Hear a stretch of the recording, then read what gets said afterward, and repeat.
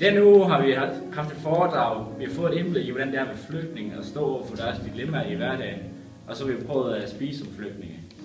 Og så har vi taget stilling til en række dilemmaer, og så lavet nogle arbejdende spørgsmål til en dokumentar. I denne uge har vi lært, at vi har det faktisk meget bedre, end de fleste folk, de har det i verden. Og så har du fået meget mere faglig viden, og så lidt nogle tal på, hvor mange flygtninge der egentlig er.